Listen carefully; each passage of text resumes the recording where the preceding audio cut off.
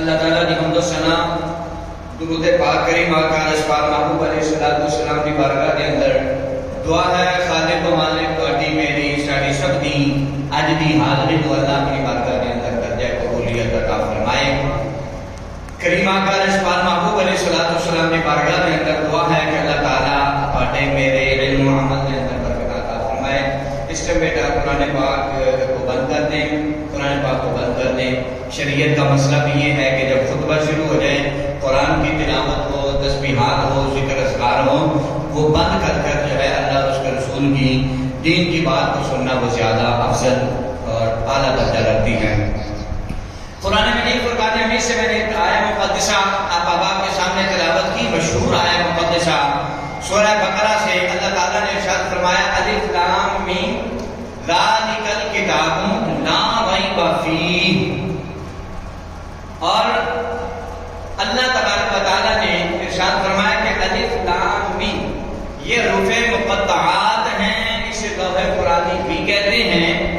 الف لام میم، ان تین جو لفظ ہیں الف لام اور میم، اس کا ترجمہ لوگوں نے اپنی اپنی محبت، اپنے اپنے ذوق اور اپنے اپنے شوق کے مطابق کیا، لیکن نہ ترجمہ اس کا اللہ تبارک و تعالیٰ کی بارگاہ سے جب جبریل لائے تھے اور جبریل رسول پاک کی بارگاہ میں لائے تو نبی پاک صلی اللہ علیہ وسلم نے ان الفاظ کا ترجمہ حضور نے صحابہ کو اس کی تشریح نہیں بتائی، بس فرما دیا جبریل نے آگے کہ الف لام میم۔ علماء نے فرمایا جاتا کہ جبریل کو بھی نہیں پتا تھا، اللہ کی بارگاہ سے جبریل لائے اور سرکار نے صلی اللہ علیہ وسلم نے اسے قبول فرما لیا۔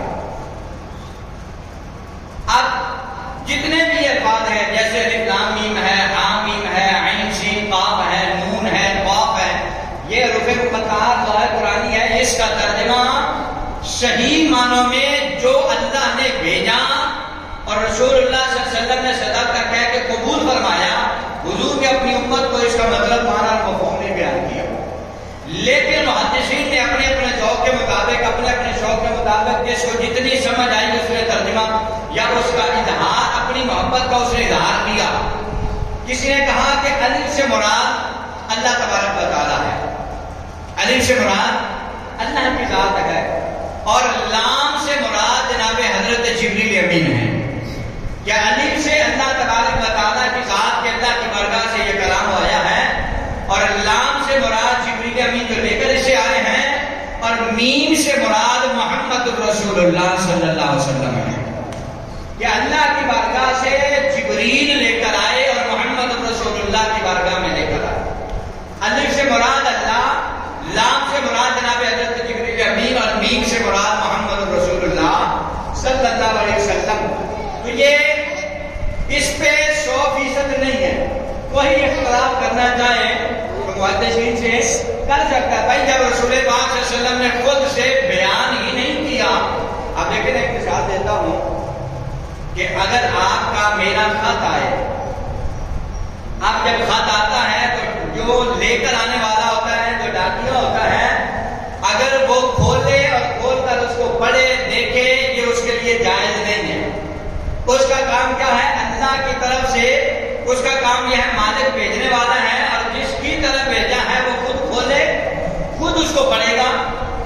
اب اس کی مرضی ہے وہ پڑھ کے کسی کو سنائے، اس کی مرضی ہے نہ سنائے، بھائی تو خط ہی اس کا ہے۔ تو اسی طرح سے کلام اللہ کا یہ خاص جو الفاظ ہے حروف مقطعات، اللہ کی بارگاہ سے جبریل لے کر آئے تو رسول اللہ نے اسے قبول فرما لیا، نہ جبریل کو حضور نے بتایا نہ سرکار نے امت کو بتایا۔ لیکن قرآن مجید میں کوئی لفظ، کوئی حرف، کوئی الفاظ، کوئی جملہ محمل نہیں ہے۔ محمل کس کو بولتے ہیں؟ جس کا کوئی معنی، کوئی مفہوم نہ ہو۔ قرآن مجید کے اندر کوئی ایسا حرف، کوئی ایسا لفظ، کوئی ایسا جملہ نہیں ہے جو محمل ہو، جس کی ضرورت نہ ہو، جس کا کوئی معنی نہ ہو، جس کا کوئی فائدہ نہ ہو۔ تو لہذا اللہ تبارک و تعالیٰ نے سورہ بقرہ کے آغاز میں فرمایا الف لام میم، پھر فرمایا ذالک الکتاب لا ریب فیہ۔ اللہ نے فرمایا قریب کا اشارہ، یہ جو کتاب ہے نا، ذالک الکتاب، یہ جو کتاب ہے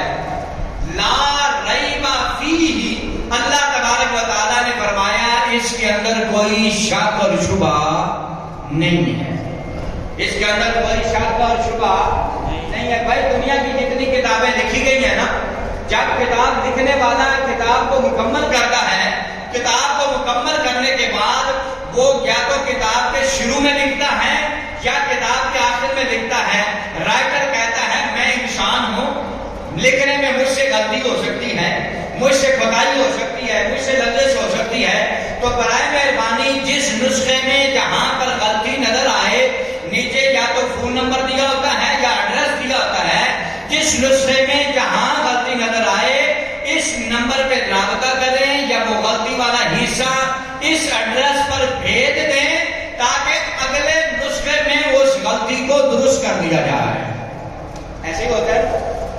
لیکن یہ وہ کتاب آئی ہے، دوسری کتابوں کے شروع میں لکھا کہ ریب اس میں عیب ہو سکتا ہے، لیکن قرآن وہ کتاب آئی ہے جس کے شروع میں اللہ نے فرما دیا لا ریب فیہ، اس کے اندر کوئی شک نہیں ہے، اور فرمایا ھدی للمتقین۔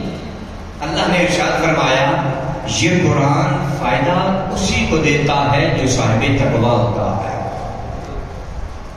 یہ سسٹم ہمارا جو اندر پڑا ہوتا ہے نا، میرے خیال سے ویسے تو یہ محفوظ ہی ہوتا ہے، لیکن پھر بھی جب کھلا ہوتا ہے تو شاید اس کے بٹنوں کو کوئی نہ کوئی مطلب چھیڑتے ہیں، ڈسٹرب کرتے ہیں، جس کی وجہ سے اب آواز تیز ہے، ایسے تو کلیئر ہے، لیکن بٹنوں سے آواز ایسی کر دی گئی ہے کہ وہ آپ کے کانوں میں لگے گی، تیز آواز ہے۔ اگر آپ یہاں پیچھے بول رہا ہوں پھر آپ کو سمجھ نہیں لگے گا، تو آگے وہ کروں گا، اس کی سیٹنگ خراب کر دی گئی، ایسی ہو گئی ہے کہ مگر تیز بولنے سے جو ہے وہ کانوں میں لگے گی، تو تھوڑا سا میں بھی کوشش کروں گا، آپ بھی کوشش کر کے جمعہ گزارنا ہے۔ بلکہ میں اینڈ پہ یہ کہوں گا، کیونکہ میں تو آتا ہوں ہفتے بعد، آپ محلے دار ہیں، اہل علاقہ ہے، تو کوئی آپ کی نظر میں کوئی دوست ساؤنڈ چلانے والا ہو، جس کو پتا ہو، ساؤنڈ کو سمجھتا ہو، تو جمعے والے دن تھوڑا سا ہمیں ٹائم دے دیا کرے، وہ ہمارے پاس بیٹھ جایا کرے تاکہ جمعہ اچھے سے ہو جائے۔ جو ہمارا مقصد ہے نا ساؤنڈ لگانے کا، ایک محبت سے بات، اللہ رسول کا ذکر جو ہے محبت کے انداز میں، خوبصورت انداز میں آپ تک پہنچے، پھر وہ مقصد بہت ہو جاتا ہے۔ تو میں آپ کو پتا ویسے بھی سارا جمعہ تقریباً سن لگا کے پڑھتا ہوں، تو وہ صحیح معنوں میں مقصد پورا نہیں ہوتا۔ تو جس ساتھی کا کوئی جاننے والا ہو نا، تو جو ساؤنڈ کی سمجھ کوئی رکھتا ہے، تو ذرا ان سے رابطہ کریں، ایک دو جمعے ہمیں چلا دیں تاکہ اس کی سیٹنگ ہو سکے۔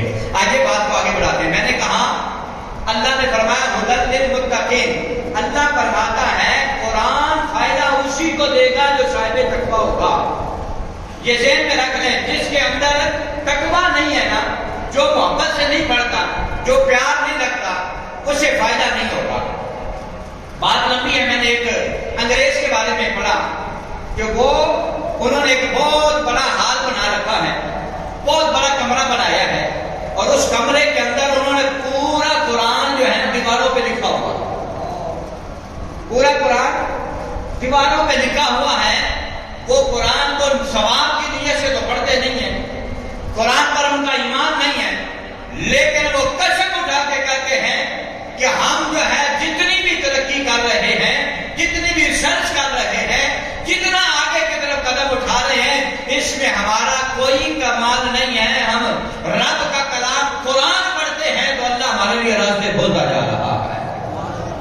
یہ انگریز جو ہے وہ بھی اس قرآن سے فائدہ اٹھا رہا ہے، وہ اگلے جہاں اس کا حصہ کوئی نہیں ہے، لیکن قرآن وہ قرآن ہے جو اس کے ساتھ لگتا ہے، جس کا جتنا حصہ بنتا ہے اسے دے دیتا ہے۔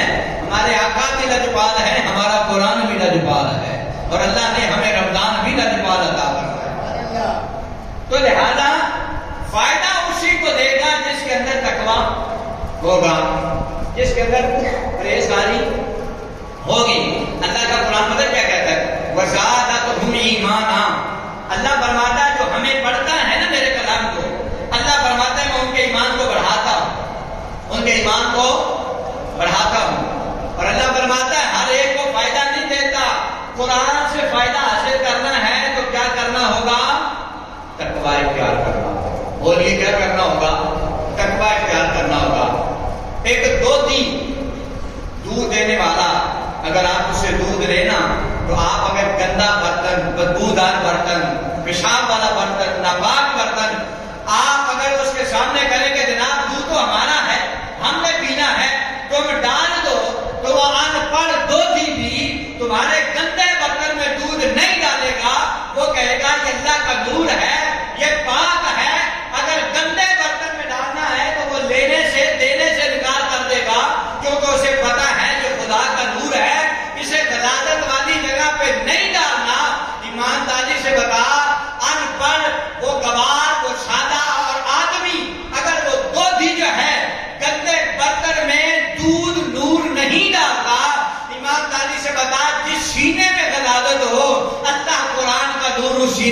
کیسے رکھے گا؟ اللہ کی اس سینے میں قرآن نہیں رکھتا. قرآن کو رکھنے کے لیے اللہ نے قاعدہ اور کلیہ بتا دیا جو دل بھی کثیراں ویہدی بھی کثیرا. اللہ فرماتا ہے بعض قرآن پڑھنے والے ایسے ہیں جو قرآن پڑھتے ہیں تو ہدایت پا جاتے ہیں، بعض قرآن پڑھنے والے ایسے ہیں جو قرآن پڑھتے ہیں تو گمراہ ہو جاتے ہیں. گمراہ ٹبر دیکھنا ہوئے نا ایس دور میں بڑے لوگ جڑے کہتے ہیں قرآن کو ہٹ کے اور کسی شہر منتے ہی نہیں ہے، جڑی حقیقی طور پہ قرآن کو بھی نہیں منتے، حقیقی معنوں میں وہ خود قرآن سے بھی دور ہے. قرآن کہتا ہے اگر اسے پانا ہے ہدی للمتقین، اللہ فرماتا ہے تقوی اختیار کر پھر دیکھ قرآن تجھے کیسے فائدہ دیتا. میں آپ کو ایک مثال دیتا ہوں. ایک گندگی کا ڈھیر ہو اور ایک طرف پھولوں کا چمن ہو، لہلہاتے وہاں پر آپ کو پھول اور پھل نظر آتے ہوں، خوبصورت منظر ہو، باغیچہ ہو آپ کا، اور ایک طرف محلے میں گندگی کا ڈھیر ہو. اب جب اس گندگی کے ڈھیر پہ بارش پڑے گی، بارش کے قطرے پاک ہوتے ہیں، بارش کا پانی پاک ہوتا ہے، اس سے غسل بھی کیا جا سکتا ہے، اس سے غسل بھی کیا جا سکتا ہے، بشرط کہ جہاں گرا ہے وہ جگہ پاک ہو. یا جب آسمان سے برس رہا ہے تو آپ اس کے جو ہے برتن نیچے رکھ دیں تو وہ پانی کیا ہے؟ پاک بھی ہے اور پاک کرنے والا بھی ہے. ٹھیک ہو گیا؟ اب یہی پانی بارش کا جب گندگی کے ڈھیر پہ پڑے گا تو پانی پاک رہے گا؟ نہیں رہے گا.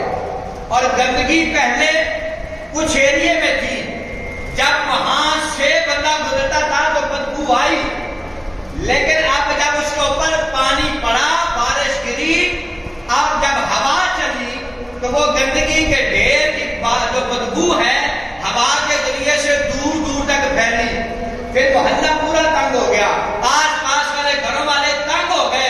بارش حالانکہ پاک آئی تھی لیکن گری تو پاک جگہ پر ہے، اور جو ہے وہاں پہ بارش کے ساتھ جب ہوا چلی تو اس گندگی کے ڈھیر کی بدبو دور دور تک پھیل گئی. اور اسی طرح سے وہی پاکیزہ بارش جب پھولوں کے چمن پر گرتی ہے، جب پھولوں پر گرتی ہے، جب پھولوں کے باغیچے میں گرتی ہے، اور پھر جب ہوا چلتی ہے وہاں بدبو پھیل رہی تھی، جب یہاں ہوا چلی اس چمن کی خوشبو دور دور تک پھیلنے لگ گئی. پھر آس پاس والے خوش ہونے لگ گئے، پورا محلہ معطر ہو گیا، پورا محلہ معمر ہو گیا، خوش ہو گیا کہ پاکیزہ بارش کے قطرے پھولوں پر پڑے، ہوا چلی تو علاقہ سارا معطر ہو گیا. اب یہی قرآن کہتا ہے کہ اگر تمہارا دل اور تمہارا سینہ جو ہے وہ اگر گندگی کا ڈھیر ہے نا، تو جب قرآن پڑھو گے تمہارے اندر گندگی اور بڑھ جائے گی، تمہارے اندر منافقت اور پیدا ہو جائے گی، تم اور گستاخ رسول بن جاؤ گے، اور گستاخ صحابہ بن جاؤ گے، اور گستاخ اہل بیت بن جاؤ گے، اور بے ادب ہو جاؤ گے.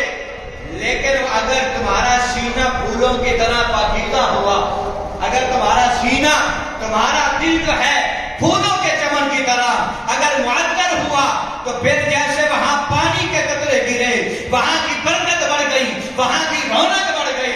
اسی طرح سے جب قرآن کی آیتیں وہاں اتریں گی وہ سینہ پاکیزہ ہوگا، اللہ تعالیٰ اس سینے کو نور سے بھر دے گا، اللہ تعالیٰ اس کو برکتیں اور عطا فرمائے گا، اللہ عزتیں اور فرمائے گا. اور قرآن ہی نے کہا وزادتہم ایمانا، اللہ فرماتا ہے بندے سینہ پاک رکھ، اور اس سینے میں جب قرآن کی آیتیں اتریں گی ہم تیرے ایمان کو اور زیادہ بڑھاتے چلے جائیں گے. سمجھ لگی ہے؟ یہ مہینہ قرآن کا مہینہ ہے، یہ مہینہ قرآن کا مہینہ ہے.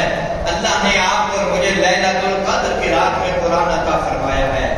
مختلف روایات ہیں، 23 کی بھی ہیں، 24 کی بھی ہیں، آخری عشرے کی جتنی کہا کراتے ہیں اور سب کے بارے میں ملتا ہے. لیکن سب سے زیادہ روایات، سب سے مستند روایات، سب سے اتھینٹک روایات یہ ہیں کہ اللہ تعالیٰ نے 27 کو اللہ نے تجھے اور مجھے قرآن عطا فرمایا تھا. 27 رمضان کو اللہ نے قرآن عطا فرمایا تھا. بھئی ہم نے تو سنا ہے قرآن 23 سالوں میں اترتا رہا ہے، بولیے کتنے سالوں میں؟ کتنے 23 سالوں میں قرآن اترتا رہا، اور ہم کہہ رہے ہیں 27 کو اترا ہے۔ دونوں متضاد باتیں نہیں ہیں۔ یاد رکھے کہ قرآن کی اور مصطفیٰ کے حدیث میں متضاد نہیں ہوتے۔ اللہ نے پورا قرآن جو ہے وہ اللہ تبارک و تعالیٰ نے اکٹھا لوح محفوظ پر اتار دیا تھا۔ لوح محفوظ سے اللہ تبارک و تعالیٰ نے اکٹھا وہاں پر رکھا، اور وہاں سے پھر آسمان دنیا پر 30 کے 30 پارے اکٹھے اللہ نے اتار دیے۔ اب پھر آسمان دنیا سے میرے آقا کو جس آیت کی ضرورت ہوتی جبریل وہاں سے لاتا اور اٹھا کے لا کے حضور کی بارگاہ میں پیش کر دیتا۔ اس کی ایک سادی سی مثال پہ عرض کر دوں، آپ نے اگر روزے کی افطاری کروانی ہو تو آپ نے 50 بندوں کا اہتمام کیا ہو، تو جب آپ نے 50 کا یا 100 کا اہتمام کیا ہے، اس کا مطلب یہ ہے کہ آپ نے اکٹھی ایک دیگ بنوا لی ہے، اکٹھی دیگ ہے بنوا لی ہے۔ ایسا تو نہیں ہے کہ 50 بندے کے لیے علیحدہ علیحدہ ہانڈی رکھ دی ہے، نہیں بھائی اکٹھی دیگ بنا دی ہے، اس کو رکھ دیا ہے۔ اب جو آتا جائے گا آپ جو ہے اسی پران میں سے نکال کر، اسی دیگ میں سے نکال کر ایک ایک پلیٹ دیتے جائیں گے۔ ایک آئے گا تو ایک کو ملتا جائے گا، دوسرا آئے گا دوسرے کو ملتا جائے گا۔ اسی طرح سے اللہ نے اکٹھا قرآن آسمان دنیا پر لوح محفوظ سے لے کر آسمان دنیا پر رکھ دیا۔ اگر مصطفیٰ گئے سفر میں، اللہ نے قرآن کو سفر میں بھیج دیا۔ مصطفیٰ گئے حضر میں، اللہ نے قرآن کو حضر میں بھیج دیا۔ مصطفیٰ گئے معراج پر، اللہ نے محبوب کو قرآن معراج کے لیے بھیج دیا۔ اللہ نے جب چاہا مصطفیٰ کے والضحیٰ کے چہرے کا ذکر کرنا، اللہ نے چہرے کی آیات اتار دی۔ جب اللہ نے چاہا مصطفیٰ کی واللیل کی زلفوں کی بات کر لے، اللہ نے واللیل کی زلفوں کی آیات قرآن میں اتار دی۔ جب اللہ نے چاہا مصطفیٰ کے علم نشرہ کے سینے کا ذکر کرنا ہے، اللہ نے سینے والی آیات اتار دی۔ جب اللہ نے چاہا مصطفیٰ کے صحابہ کی بات کرنی ہے تو صحابہ کی شان کی آیات اتار دیں۔ جب اللہ نے چاہا اہل بیت کی محبت کی بات کرنی ہے تو مصطفیٰ کے گھر والوں کی آیات اتار دی۔ اور جب اللہ تعالیٰ نے چاہا کہ محمد کے وہ غلام جو محابہ کی یا رسول اللہ مسجد میں بیٹھے ہیں، ارے ان کی شان میں آیت اتارنی ہے، اللہ تعالیٰ نے قیامت تک محمد کے غلاموں کے لیے شان میں آیتیں اتار دی ہیں۔ لہذا جب جس کی ضرورت پڑتی رہی تب تک اللہ تعالیٰ قرآن اپنے محبوب کی بارگاہ میں بھیجتا رہا۔ گویا رب چاہتا تھا کہ جہاں جہاں میرا محبوب اشارے کرتا جائے ہم قرآن کی آیتیں بناتے ہیں۔ ہمارا عقیدہ اور ایمان یہ ہے کہ اللہ نے قرآن کی 666 آیات ہیں، اللہ نے سارے کے ساری اپنے محبوب محمد کی محبت میں اتاری ہیں۔ اللہ نے اپنے محبوب علیہ السلام کا خاندان، حضور کی امت، حضور علیہ السلام کی نسل، حضور کے ساتھ جس کا تعلق ہو گیا، اللہ نے ان ساروں کا ذکر قرآن میں کیا ہے۔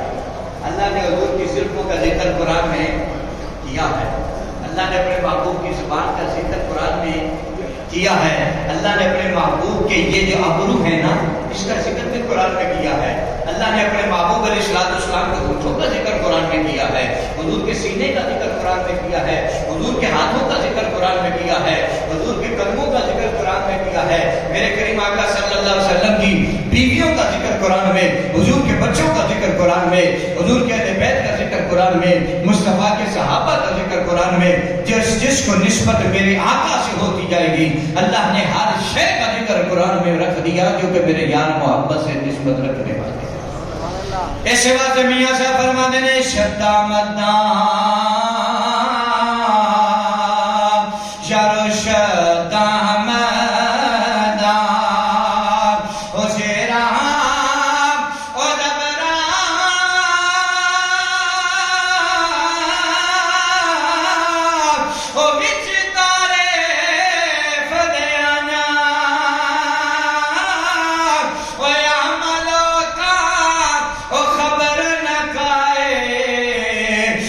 خاصا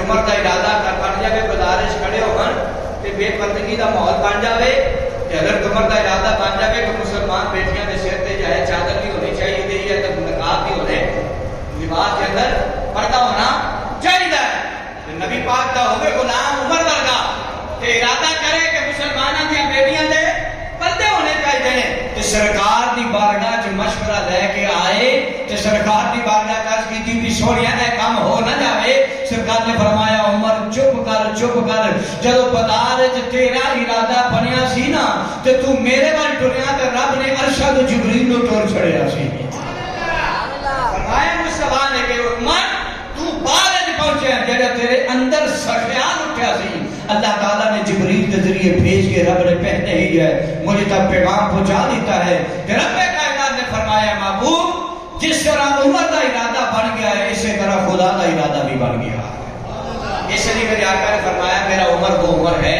جس کی زبان پر حق بولتا ہے عمر کون ہے جس کی زبان پر حق بولتا ہے یہ اسی مقام پر رسول اللہ صلی اللہ علیہ وسلم نے فرمایا کہ ادھر برات میں پردے کا حکم جو ہے ذہن عمر کا بنا اللہ تبارک و تعالیٰ نے پردے کا حکم نازل فرما دیا تو محمد کے غلام سچے اور سچے بن کے دیکھو دیکھنا رب عزتیں کیسے دیتا ہے اور اس قرآن سے محبت کرنے والے بن جاؤ اس قرآن سے پیار کرنے والے بن جاؤ اس کی ایک صورت جسے آپ سورہ ملک کہتے ہیں نا 29واں پارہ جہاں سے شروع ہوتا ہے میرے کریم آقا صلی اللہ علیہ وسلم نے ارشاد فرمایا جو اس سورت کا دامن تھام لے گا نا جو اس سورت کا دامن تھام لے گا ساری زندگی اس کو پڑھتا رہے گا ساری زندگی اس سورت سے پیار کرتا رہے گا حضور نے فرمایا یہ سورت اتنی لجپال ہے یہ دنیا میں بھی تمہارا ساتھ دے گی قبر میں بھی تمہارا ساتھ دے گی حشر میں بھی تمہارا ساتھ دے گی تب تک تمہارا ساتھ دیتی رہے گی جب تک تمہیں جنت میں داخل نہ کر دے اگر 114 میں سے ایک سورت کا یہ کمال ہے تو باقی 113 کا کیا کمال ہوگا لہذا حضور نے فرمایا ہر رات اپنے بستر پر سونے سے پہلے سورہ ملک کی تلاوت کیا کرو ہر رات اپنے بستر پر سونے سے پہلے جب تمہیں نیند آئے اور اس وقت تم جو ہے سورہ ملک کی تلاوت کر چکے ہو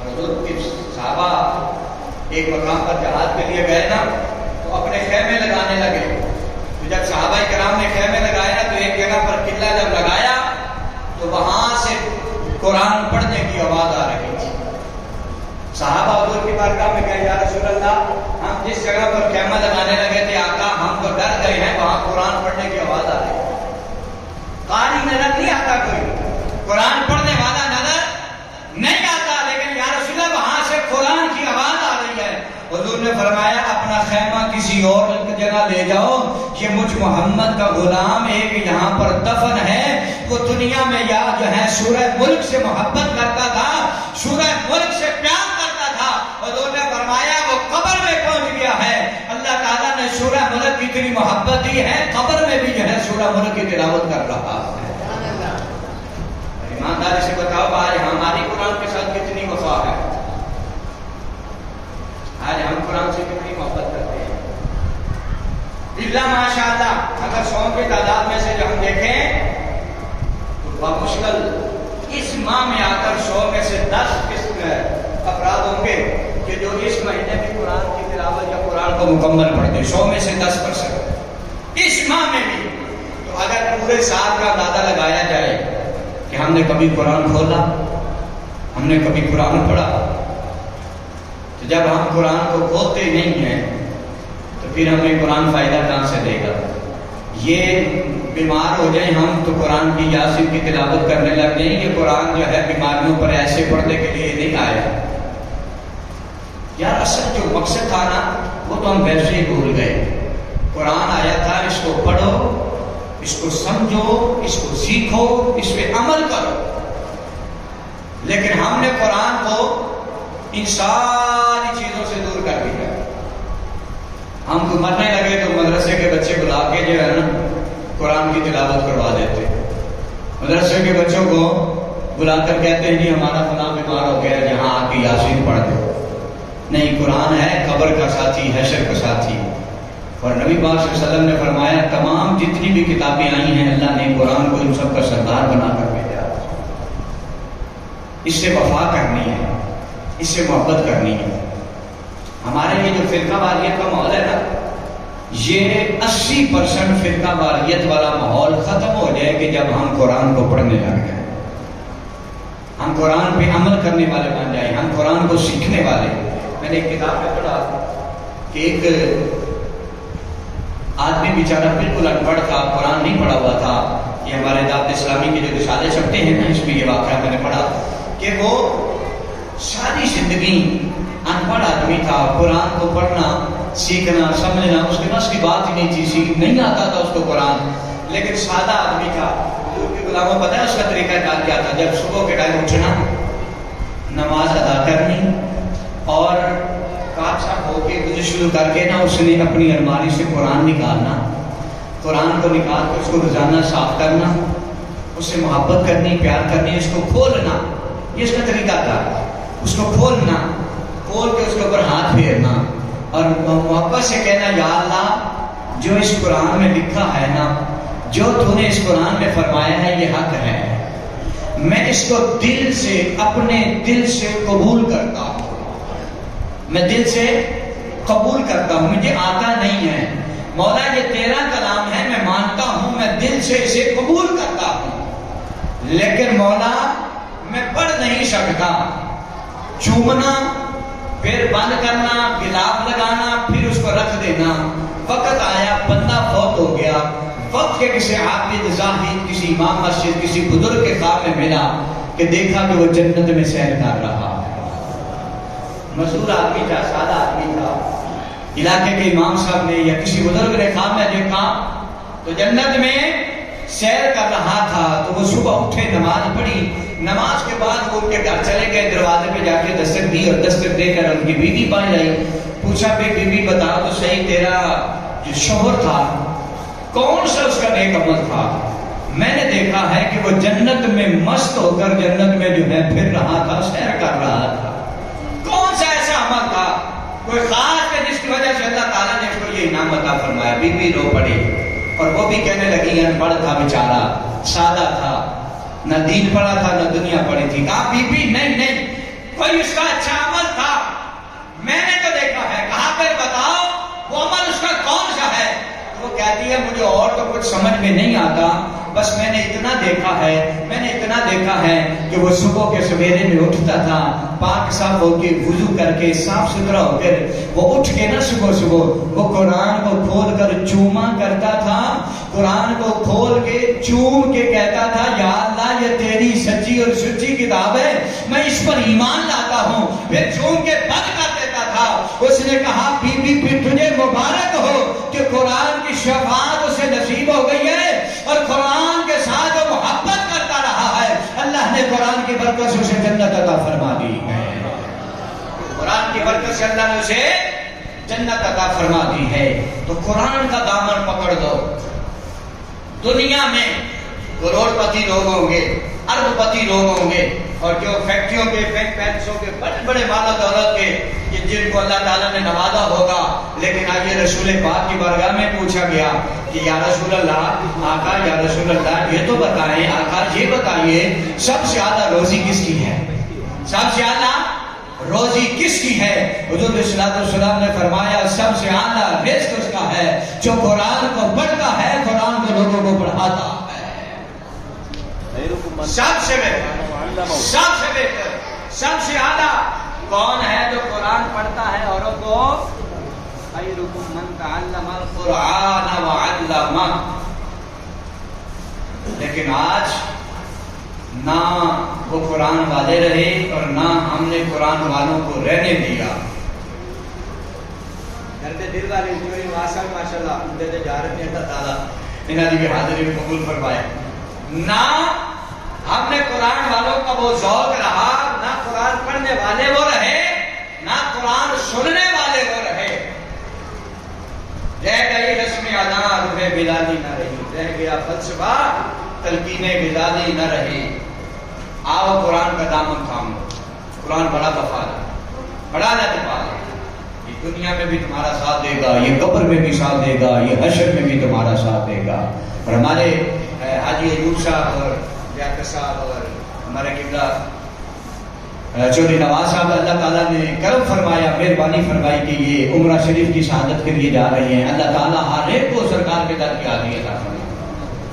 اور ایک دن ایسا آئے، یہ تو ہے محبتوں کے، پیار کے، کہ جس کے اندر محبت ہو، جس کے اندر پیار ہو، وہ گھر بھی اعلیٰ بن جاتا ہے۔ جو محلے دار محبت والے ہو وہ محلے اعلیٰ ہو جاتے ہیں، اور جن محلوں میں محبت ہو اللہ ان علاقے والوں کو اعلیٰ فرما دیتا ہے۔ اللہ کرے ایسا لمحہ آئے، ایسا وقت آئے کہ ہماری مسجد کا ہر نمازی سرکار کے مدینے پہنچ جائے، اور یہ نعرے نادا جانا ہوئے تو کہنا ہوئے پھر کرم آ گیا میں مدینے چلا۔ کون جانا چاہتا مدینے؟ ہاتھ کھڑا کرے ذرا، ماحول کو بدلتے ہیں، محبت والا ماحول بنائیں۔ ہاتھ کھڑا کریں ایک دفعہ، آؤ سارے شامل ہو جاتے، کہتے ذرا پھر کرم آ گیا میں مدینے چلا، پھر کرم آ گیا میں مدینے چلا، پھر کرم ہو گیا میں مدینے چلا، جھومتا جھومتا میں مدینے چلا، جھومتا جھومتا میں مدینے چلا، اور میرے کندھے قدم ہائے ہائے اور ان کا حرم، اللہ کا گھر، اور ہم جیسے نکمے کمزور اور نکارا لوگ وہاں پہنچ جائیں ان گندے قدموں کے ساتھ۔ شاید کہتا ہے میرے گندے قدم اور ان کا حرم، لاج رکھنا خدا میں مدینے چلا، لاج رکھنا خدا میں مدینے چلا، اور وہ حد کی زمین جس کے اندر مکے میرے حمزہ پیا میں مدینے چلا، میرے حمزہ پیا میں مدینے چلا۔ حضور کی جماعت علی شاہ صاحب رحمۃ اللہ تعالیٰ علیہ، آپ کو اللہ نے وہ کرم مہربانیاں تو آپ نے فرمایا کہ آپ اتنے امیر سن، اللہ نے اتنی دولت عطا فرمائی سی کہ آپ نے مصطفیٰ دے مدینے جگہ جگہ تے اپنے گھر بنائے، اور محمد دے غلام جڑے پوری دنیا چوں مہمان آتے سن نا، پھر جماعت علی شاہ صاحب انہاں مہماناں نوں لنگر کھلانے سن۔ اور مال تے اللہ بڑے بڑے نو دیندا ہے، لیکن یہو جا پیسہ بھی دے جڑا جو ہے اللہ دے راہ تے لگ جاوے، محمد دے دین تے لگ جاوے۔ تے آپ نے جماعت منزل دے نام تے جگہ جگہ رہائشاں بنایا، بلڈنگاں بنایا، اور آپ خود کھڑے ہو کے نا سرکار دے روضے دے سامنے تے محمد دے غلاماں نو بلا بلا کے جماعت منزل چلے جا کے تے محمد دے غلاماں دی مہمان نوازی کرتے سن۔ پھر جماعت علی شاہ صاحب سرکار دے روضے دے سامنے کھڑے نے، ایک 10 یا 12 سالہ لڑکا آیا، اور انہیں آ کے سرکار نے سونے گنبد خضرا پر رک کیتا، اکھا چانسو آ گئے تے رون لگ پیا، تے رو کے کہندا سونیا تیرے سوا میرا دنیا تے کوئی جو نہیں ہے، آئے ہائے تیرے سوا میرا دنیا تے کوئی نہیں ہے۔ آپ مسلمان توجہ فرمانی ہے، پی جماعت علی شاہ صاحب فرماتے ہیں جدو بیگانے نہ ویکھیا جو ہے گنبد خضرا دے سامنے کھڑا ہو گیا، گنبد خضرا دے سامنے کھڑے ہو کے سرکار نے بارگاہ کے اندر دعا کردا سونیا تیرے سوا میرا کوئی نہیں، کئی دن ہو گئے نہ کھان نو ملیا ہے، سونیا کئی دن ہو گئے نہ پین نو ملیا، تیرے بوئے تے تیرے دروازے تے آیا ہاں، جے پار نبی نے دیوانے توجہ فرمانی ہے، وہ دیوانہ سرکار دے بارگاہ کے اندر رو رو کے دعا کردا کہ سونیا کوئی مہربانی ہو جاوے، سونیا کوئی کرم ہو جاوے، جے پار نبی دے بارگاہ کے اندر دعا کردا سناوا کے میں درداں دے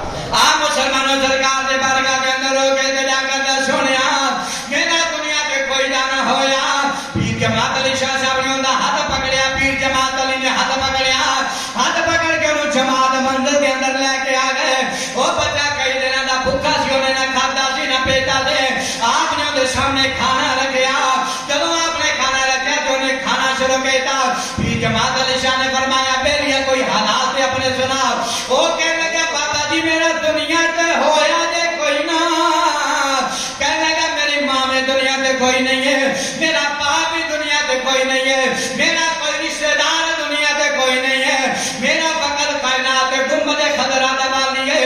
لج پاک نبی دے دیوانوں توجہ فرمانی ہے، پیر جماعت علی شاہ صاحب نے آپ نے بڑی محبت نال فرمایا اگر بیلیا تو چاہے میں تینوں اپنا پتر بنا لینا وا۔ آپ نے فرمایا میں تینوں پاکستان اپنے نال لے جاواں گا، فرمایا تینوں تے ماں دی محبت بھی ملے گی، تینوں پاکستان وچ باپ دی محبت بھی ملے گی، تیرے جو ہے بینک بیلنس بھی نام کر دیواں گا، دنیا نو کہاں گا میرا پتر ہے، دنیا تیرے ہاتھ پہ پیر بھی کرے گی، دنیا تیری مرید بھی ہو جائے گی۔ آپ نے فرمایا میرے نال سودا کر لے، آجا جو ہے علاقہ چھوڑ کے پاکستان میرے نال آجا۔ اس ویلے بچہ لقمہ کھاندیا ہے، جڑا لقمہ دے منہ بھر گیا، جدوں پاپا جی نے فرمایا پاکستان آجا، وہ لقمہ نے منہ والو واپس چھابی وچ چکیرے تے رکھیا، رکھ کے کہنے لگا بابا جی یہ دسو اوتھے باپ دی محبت ملے گی؟ آپ نے فرمایا باپ دی محبت ملے گی۔ آپ کہنے لگے آپ نو حضور اوتھے ماں دا پیار بھی ملے گا؟ فرمایا ملے گا، بینک بیلنس بھی ملے گا؟ فرمایا ملے گا، کائنات دا ہر نعمت تیرے قدماں وچ ہوے گی۔ او بچہ رو کے کہندا بابا جی ماں دی محبت ملے گی، باپ دی محبت ملے گی۔ اونے کہنے لگا رو تے حضور ساریاں چیزاں دیو گے پر مینوں اے دسو اے مصطفیٰ دا اوتھے گنبد خضرا بھی مینوں ملے گا؟